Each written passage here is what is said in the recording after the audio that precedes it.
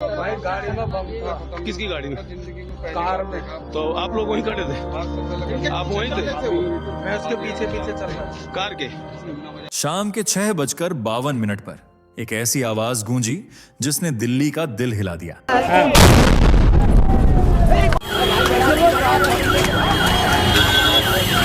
यहाँ पर देख सकते लाल किला, जहां हर साल तिरंगा लहरता है, उसके ठीक पास जमीन हिल गई, शीशे टूटे और हवा में बारूद की गंध भर गई। ब्लास्ट के फौरन बाद तुरंत जो आसपास का इलाका था उस पर इम्पैक्ट इतना ज्यादा हुआ कि पूरे इलाके में एकदम से कहें कि जो लोग वहां पर खड़े हुए थे, जो लोग चल रहे थे, उनके चीथड़े उड़ गए। कई लोगों के सर कट के काफी दूर जाकर गिरे। लेकिन ये कहानी सिर्फ एक ब्लास्ट की नहीं है, ये कहानी है 3 घंटे की खामोशी की, जो एक मस्जिद की पार्किंग से शुरू होकर दहशत में खत्म हुई। भाई गाड़ी में बम था। किसकी गाड़ी में? कार में। तो आप लोग वहीं खड़े थे? आप वहीं थे? मैं उसके पीछे पीछे चल रहा था। कार के? अब जरा सोचिए, अगर आपसे कहा जाए कि उस कार ने जो बाद में उड़ी 3 घंटे तक एक मस्जिद के अंदर खड़ी रहकर इंतजार किया, तो आपके दिमाग में क्या चलेगा? क्या ये इत्तेफाका था या एक तय साजिश? सबसे बड़ी पुलिस प्रशासन की कमी है। जो इतने भीड़ इलाके में जाम लगा हुआ, अगर ये जाम नहीं होता, ये खाली जगह में फटती है, कैसे ही होता? दुर्घटना हुई है जो इमरजेंसी, ये पुलिस वाला कोई नहीं था यहाँ मौके पर। 2 पुलिस वाले ब्लास्ट के बाद चौकी में से आए अंदर से। क्योंकि दिल्ली जैसे शहर में जहां हर कोना सीसीटीवी में दर्ज है, वहां कोई कार बिना शक के 3 घंटे खड़ी रह जाए, ये कहानी साधारण नहीं हो सकती। और असली सवाल ये नहीं कि धमाका कैसे हुआ, बल्कि क्यों उस जगह हुआ जहां सवाल पूछना भी लोगों को गुनाह लगता है। इस वीडियो में हम आपको दिखाएंगे वो 3 घंटे जिनमें एक शहर की तकदीर लिखी गई, और बताएंगे वो सच जिसे सुनकर शायद आपकी नींद उड़ जाए। तो अगर आप सोचते हैं कि ये बस एक हादसा था, तो तैयार रहिए, क्योंकि अगले कुछ मिनटों में आपकी सोच हिलने वाली है।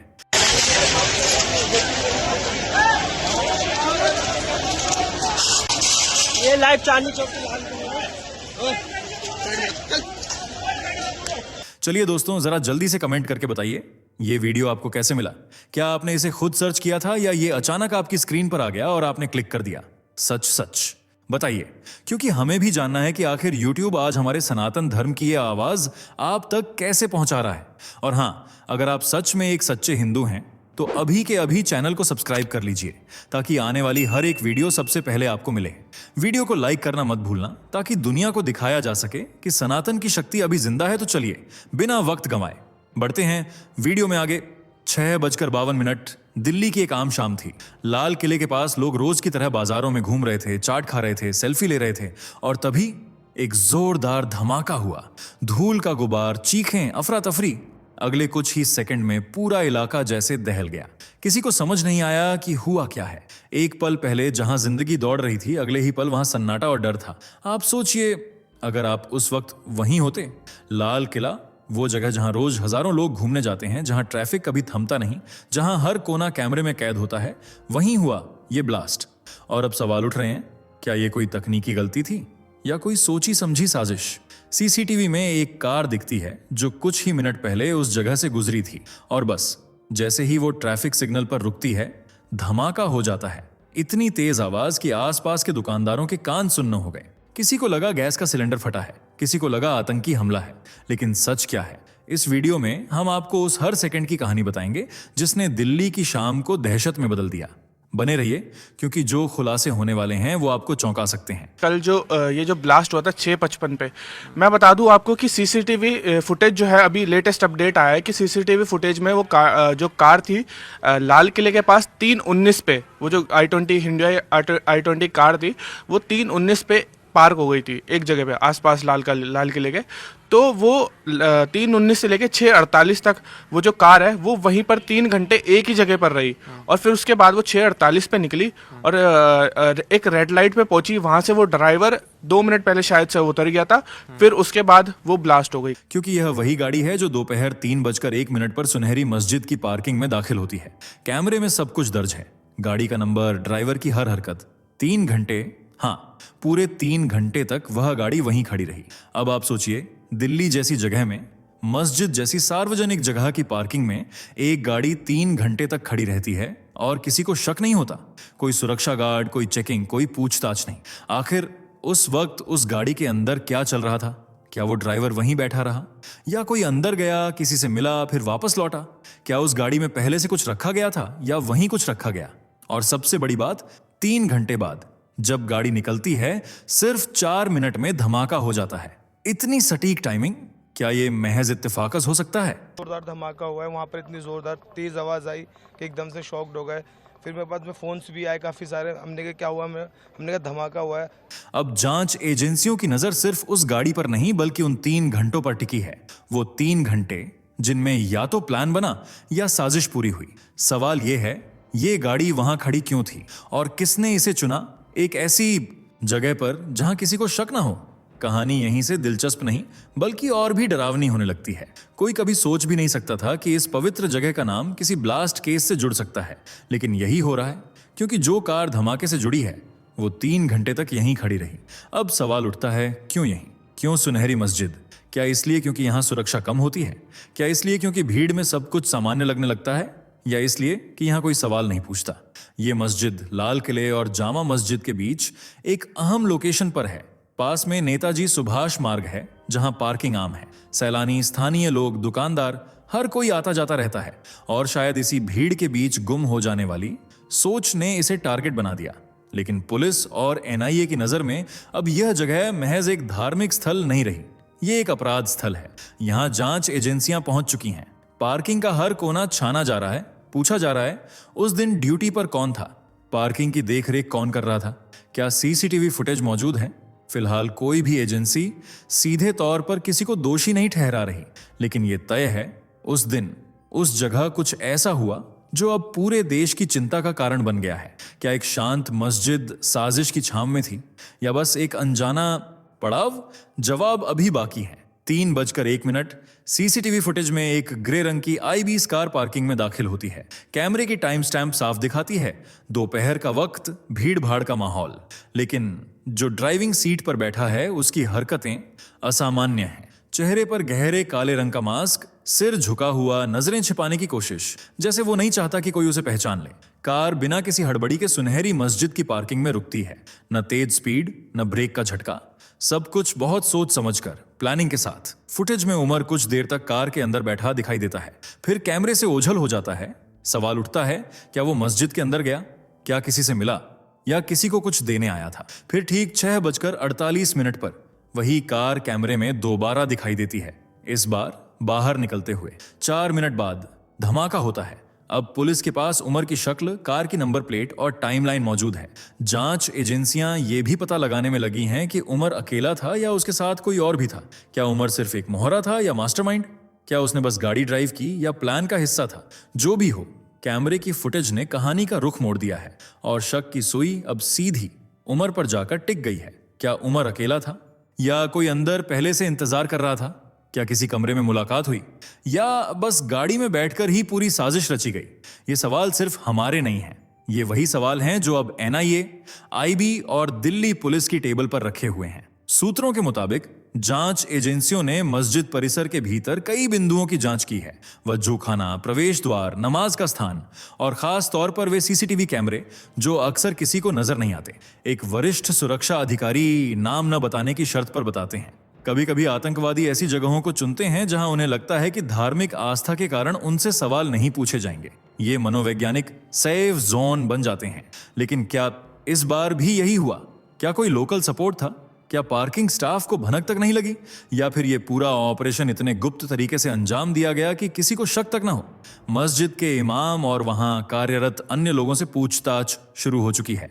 हर वो नाम जो उस दिन मौजूद था अब जांच के दायरे में है। और जब तक उन 3 घंटों की कहानी पूरी नहीं खुलती, ये ब्लास्ट सिर्फ एक क्राइम नहीं, एक रहस्य बना रहेगा। क्योंकि 3 घंटे की खामोशी ने एक शहर को हिला दिया। अब वो खामोशी चीख बन चुकी है, जवाब मांगती हुई। कैमरे में सब रिकॉर्ड है। कार पार्किंग से धीरे धीरे बाहर निकलती है। सड़क पर हल्की भीड़, शाम का वक्त, लोग दुकानें बंद कर रहे हैं, कुछ घर लौटने की जल्दी में। 6:49 कार नेताजी सुभाष मार्ग से आगे बढ़ती है और फिर रेड लाइट के पास पहुंचती है। सामने दिखाई देता है मेट्रो गेट नंबर 1, यहीं जहां हर दिन हजारों लोग गुजरते हैं। लेकिन उस दिन भीड़ थोड़ी कम थी क्योंकि सोमवार को लाल किला बंद रहता है। 6:50 कार की रफ्तार अचानक कम हो जाती है। ना कोई ब्रेक डाउन, ना कोई ट्रैफिक जाम, फिर भी धीमी चाल। क्यों?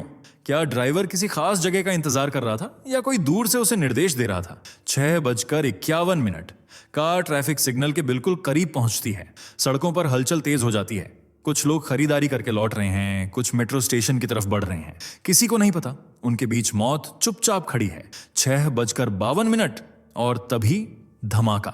एक तेज आवाज, जमीन कांपती है और चारों तरफ अफरा तफरी मच जाती है। जिस कार को सबने अनदेखा किया वही अब सिर्फ जलते हुए मलबे में तब्दील हो चुकी है। अब सवाल सिर्फ इतना नहीं कि धमाका क्यों हुआ, सवाल यह है इतनी सटीक टाइमिंग कैसे सेट की गई? क्या ब्लास्ट के लिए कोई डिवाइस पहले से सेट था? क्या रिमोट से एक्टिवेट किया गया या कार में बैठा कोई शख्स ही इसका ट्रिगर था? 4 मिनट जो किसी फिल्मी सस्पेंस की तरह बीते लेकिन असल जिंदगी में दर्ज हो गए दहशत और मौत की कहानी के तौर पर। लोगों के चेहरे पर डर जम गया था, जो जहां था वहीं रुक गया। कुछ लोग चीखते हुए भागे, कुछ जमीन पर गिर गए और कुछ बस अपने बच्चों को सीने से लगाकर कांपते हुए खड़े रह गए। चारों तरफ धूल का गुबार और फिर एक के बाद एक आती चीखें, घबराहट से भरी आवाजें और लोगों का बेतहाशा भागना। कोई किसी को समझाने की कोशिश कर रहा था, कोई अपनों को ढूंढ रहा था। एक चश्मदीद दुकानदार ने बताया, ऐसा लगा जैसे आसमान फट गया हो। हमारी दुकान के शीशे हिल गए, कुछ समझ नहीं आया, बस भागने लगे। एक महिला जो अपने बच्चों के साथ पास की मिठाई की दुकान पर खड़ी थी बोली, हमारी गाड़ी वहीं पार्क थी, अगर 1 मिनट और रुक जाते तो शायद हम भी। और फिर उसकी आवाज भर्रा जाती है। कुछ लोग रोते हुए मोबाइल से किसी को कॉल कर रहे थे, मैं ठीक हूं, तुम कहां हो? कई लोग हादसे की जगह की वीडियो बना रहे थे तो कुछ लोग घायलों को ऑटो में डालकर हॉस्पिटल भेजने की कोशिश कर रहे थे।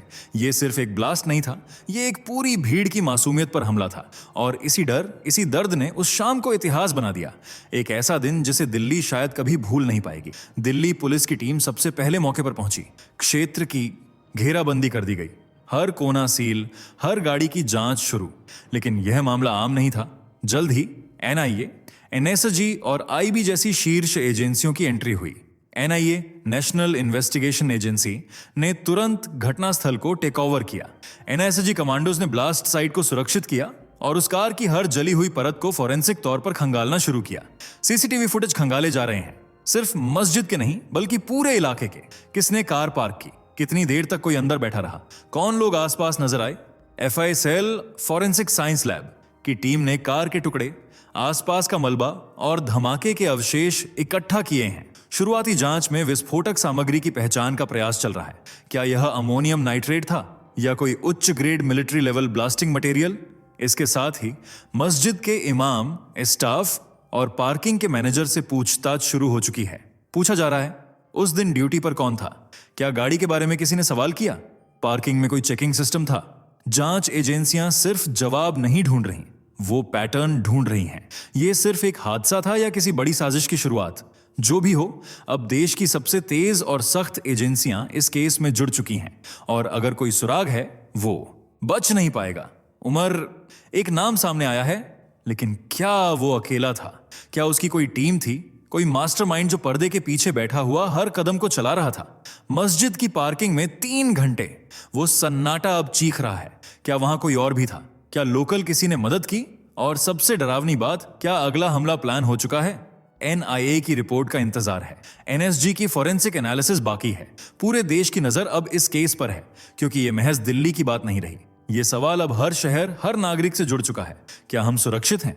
हम आपके लिए इस केस से जुड़ी हर अपडेट लाते रहेंगे, लेकिन अब हम आपसे पूछना चाहते हैं, आपके हिसाब से इस धमाके के पीछे कौन हो सकता है? क्या ये एक अकेले व्यक्ति की प्लानिंग थी या कोई बड़ी साजिश?